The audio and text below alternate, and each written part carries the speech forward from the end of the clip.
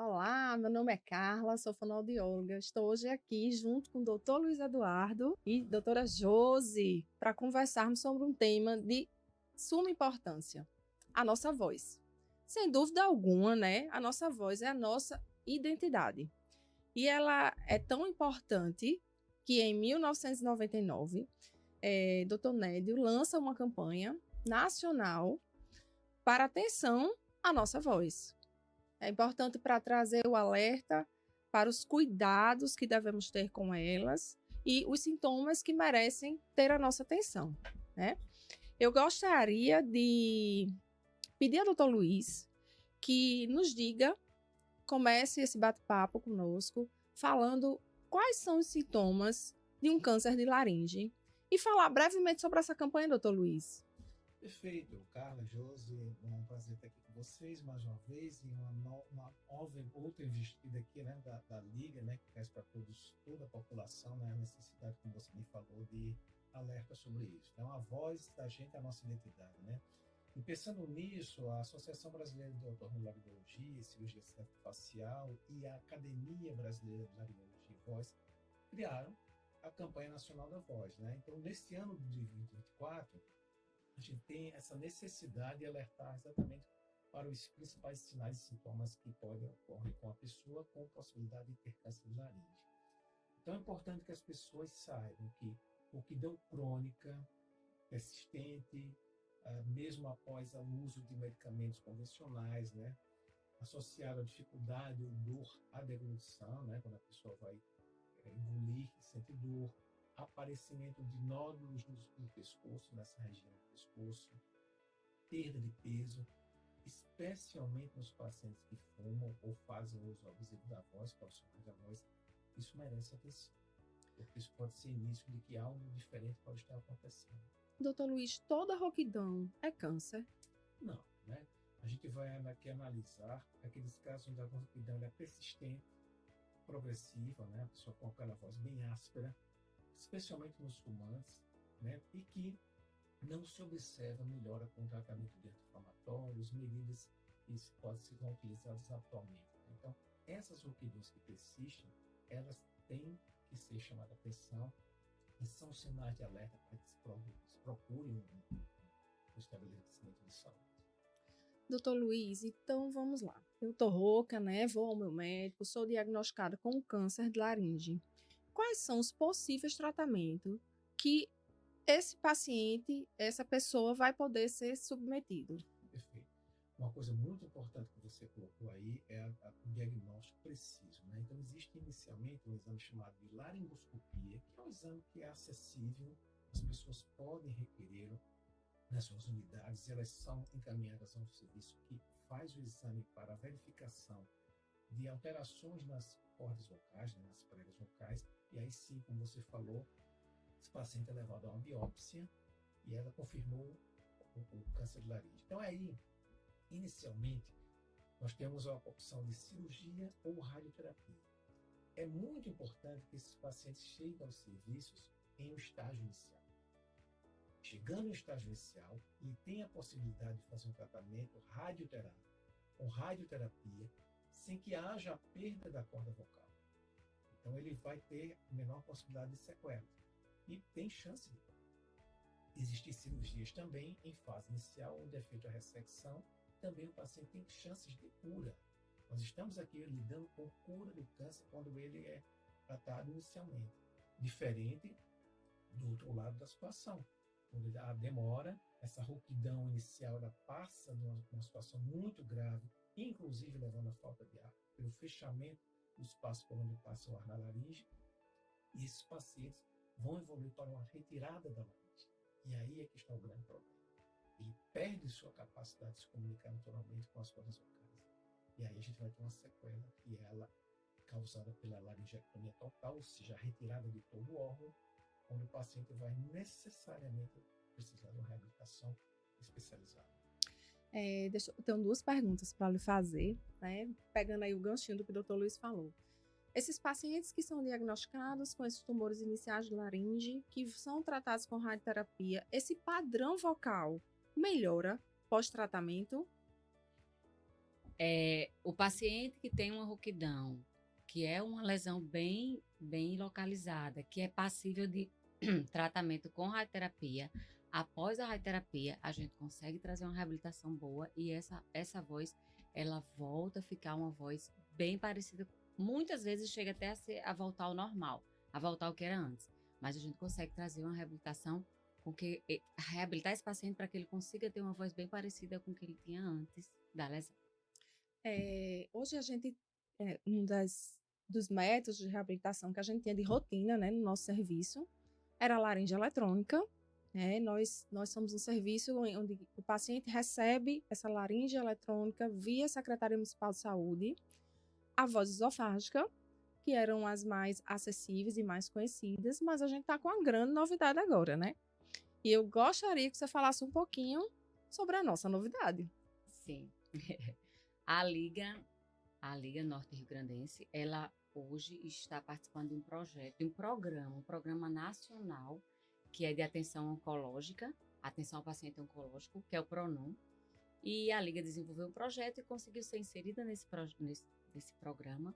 E hoje a gente consegue trazer mais uma forma de reabilitação.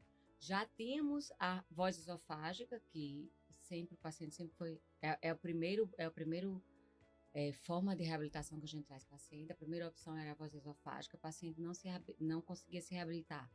Vinha laringe eletrônica, que pelo programa, por esse também, essa facilidade, né, do SUS, ganhamos essa facilidade do SUS, trazer essa laringe eletrônica para o paciente.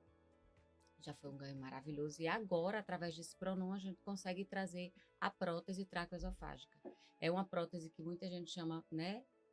Normalmente se chama prótese vocal, mas é um dispositivo que é implantado, é o que a gente tem de mais atual, né? Na reabilitação da voz do paciente laringectomizado, o paciente que não tem mais laringe, não tem mais corda vocal, ele consegue restabelecer um padrão vocal não parecido com o que ele tinha antes.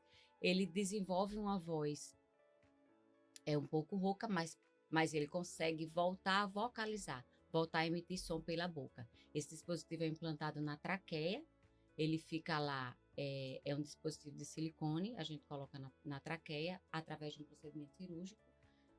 Depois, logo, dia seguinte, a gente já consegue reabilitar o paciente, já consegue sair falando. Tem critérios para indicação desse método e dos outros métodos também, porque a sensação que dá quando a gente escuta é que vão botar prótese em todo mundo, né? Porque é o melhor que tem. No outro dia o paciente vai estar lá falando, isso é muito esforço, isso é muito trabalho. Mas eu queria que você falasse um pouquinho sobre isso, sobre esses critérios de colocação ou não. E já vou deixar a pergunta para o doutor Luiz. Como é colocar essa prótese, doutor Luiz? Sim, claro. Alguns critérios devem ser obedecidos, como para qualquer outra. A prótese, a voz esofágica, a gente tem que saber como é que estão as condições de esôfago, o nível de inteligibilidade do paciente em desenvolver, em captar essa técnica e desenvolver essa técnica à vontade. Na verdade, o primeiro é o desejo individual de voltar a falar. Então, muitos pacientes acabam, como você já começou, a perda da voz, ela traz um impacto muito grande para o paciente. E às vezes o paciente ele não quer mais nem voltar a falar. Então, a primeira coisa, o mais importante é o desejo individual. O paciente quer voltar a falar, o paciente quer ser reabilitado, a gente vai escolher qual é o método mais adequado. E, como eu disse, a gente vai seguindo esses passos, né? Com relação à prótese traqueoesofágica, que é, assim, é a menina dos nossos olhos, eu acho. É assim, a gente lutou muito para que a prótese chegasse aqui, gratuitamente para essa população. Foi uma luta que, com muito orgulho, eu tenho muito orgulho em participar dessa conquista, né? De estar aqui e trabalhando junto nessa conquista. Então, o paciente, para colocar a prótese traqueoesofágica, ele fica nessa ansiedade. É a melhor forma, porque sabidamente aí ela é reconhecida como padrão ouro. Ela é o padrão ouro, mas não para todos os pacientes. Ela é o padrão ouro em melhor qualidade de voz, em mais rápida reabilitação, porém nem todos os pacientes eles são aptos a utilizar. Temos que observar condições de destreza manual, independência do paciente. Um paciente muito idoso, a gente não consegue colocar, porque o idoso ele já começa a ter um nível cognitivo mais lento, ele já não vai conseguir coordenar, obstruir a prótese para emitir som. Questões gástricas, porque a prótese ele é um dispositivo muito sensível de silicone, então ela precisa que esse ambiente que ela receba, ele não tenha nenhum fator agressor. E há um refluxo gástrico, ele vai trazer uma agressão para a prótese, aí ele vai danificar a prótese. Condições de higiene pessoal. Eu sei limpar, eu vou conseguir limpar, eu vou conseguir cuidar dessa prótese, porque ela precisa ser bem higienizada várias vezes ao dia. Então, assim, acredito que os principais critérios são esses: a acuidade visual, né? Acho que tudo, né? Isso, uma coisa que você falou, Josi, que isso é um diferencial, né, e um marco na instituição e até mesmo na reabilitação no Estado, né? Eu acho que hoje você fazer com que uma pessoa que estava condenada a não se comunicar com a sua família, não conseguir trabalhar, né, você dá essa possibilidade de reinserção no seu trabalho com a família é extraordinária. Para quem não conhece, né, a prótese é algo como se fosse um pequeno carretel que é colocado entre a traqueia e o esôfago.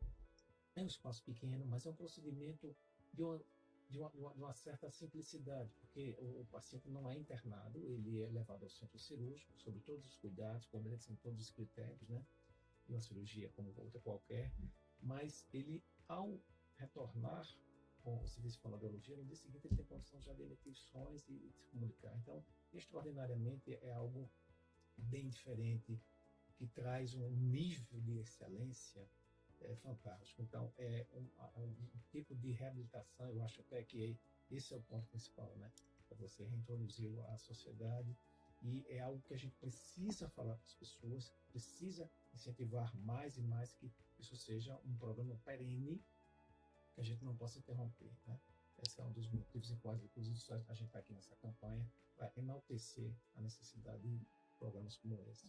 Na hora que a gente dispõe aos nossos pacientes, né, todos os métodos existentes para uma reabilitação vocal após uma laringectomia, é algo padrão ouro, assim, algo que realmente nos deixa muito felizes. E quando o Josi diz que é a menina dos nossos olhos de ouro, a gente tem no hospital toda uma equipe voltada para esse projeto, para que ele caminhe, para que esses pacientes sejam beneficiados, né, possam ser reabilitados para a vida, porque eles vão precisar voltar a ter a convivência. E acho que é uma das coisas mais importantes, né, doutor Luiz, que Perfeito. A gente traz. Esse projeto se iniciou há um ano, não é isso, Josi? Nós temos hoje cerca de quantos pacientes tratados? Hoje nós temos 11 pacientes implantados, e temos mais 2 que vão implantar agora. 11 pacientes implantados, reabilitados, todos com... Claro, existem alguns ajustes que a gente vai fazendo durante a reabilitação, mas todos implantados e falando. Perfeito. A gente sabe uma condição de total limitação depois de cirurgias tão mutiladoras, né, como você perder a voz para dar essa oportunidade.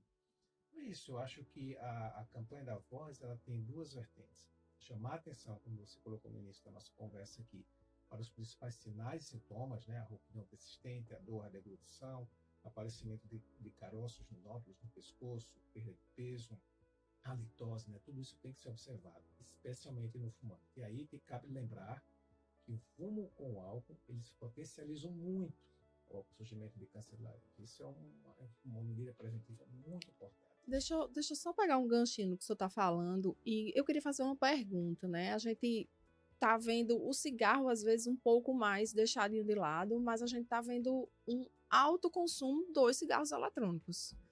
Eles também causam câncer? Com certeza, inclusive não só o câncer, mas o aporte da quantidade de fumaça que passa por ali e vai aos pulmões e brônquios causa muitas lesões pulmonares, mas a laringe é o canal pelo qual ela vai chegar no pulmão. Certamente nós vamos observar aí já índices altíssimos de frequência em câncer de laringe. E o pior, pacientes jovens.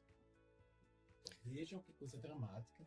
A gente está expondo a população aí de algo que é ilegal perante a Anvisa. As pessoas estão se expondo a esses dispositivos de uma maneira absolutamente irresponsável e nós vamos observar isso aí. Então, cabe a nós alertar, isso é um ponto muito importante que você colocou, esses dispositivos de cigarros eletrônicos que estão por moda aí, né? Então, é preciso alertar a população também numa campanha como essa. Então, campanha é prevenção, alertar cuidados e dizer que existe um método de reabilitação. Quer deixar um recado para finalizar? Bom, o slogan da nossa campanha, né, da campanha mundial de voz, porque iniciou a campanha nacional, mas os outros países, né, já aderiram, e hoje é uma campanha mundial da voz, que esse ano é Cuidamos da Sua Voz para que todo mundo possa ouvir. Vocês que são fonoaudiólogos aí fazem um trabalho fantástico, né, nessa área. Quer dizer assim, se você pode até não ver a pessoa que está se comunicando com você, mas pela voz você pode fechar os olhos e saber com quem você está falando. E assim, é pela voz, né? Quando a gente tem muita intimidade com a pessoa, pelo alô, você sabe se a pessoa está triste, está feliz, está angustiada, está preocupada. É por isso que a gente diz que a voz é a identidade das pessoas, porque ela transmite muito dela e ela é única. Cada pessoa tem o seu padrão vocal único. Com relação a essa característica vocal, o que é bem bacana na prótese traqueosofágica, que a gente vê, é na hora que o paciente começa a falar fluentemente, a gente consegue perceber essas características vocais nele, que na laringe eletrônica a gente não tem, né, porque é uma voz mais robotizada. Na voz traqueosofágica eles têm um pouquinho mais, na voz esofágica eles têm um pouquinho mais de dificuldade, e na traqueosofágica eles imprimem esse sotaque, eles imprimem característica vocal, e é bem bacana isso. Eu acho que para finalizar, né, doutor Luiz, fica, né, nessa campanha de voz, não só como um cuidado vocal, mas um cuidado preventivo para o câncer, não fumar, não beber. Caso esteja rouco, procure o seu médico para ser avaliado. Câncer, quanto mais cedo a gente consegue diagnosticar, menos sequela a gente vai ter para esse paciente, né? Vai fazer toda a diferença. Bom, então eu gostaria de agradecer a participação, o espaço, né, que a Liga nos dá aqui, nós somos uma equipe, né, e trabalhamos diuturnamente pensando nessa possibilidade de fazer coisas que possam melhorar a vida das pessoas, né, especialmente no ambiente da Liga Norte-Grandense contra o Câncer, e dizer para todos que essa questão da reabilitação, isso tem que ser uma política do governo para sempre. Então, você procurar trazer possibilidades de trazer as pessoas para uma vida normal, mesmo tendo sofrido câncer. Então é isso. Só agradecer a participação. Obrigado, Carla, Josi. Obrigada. Vamos em frente.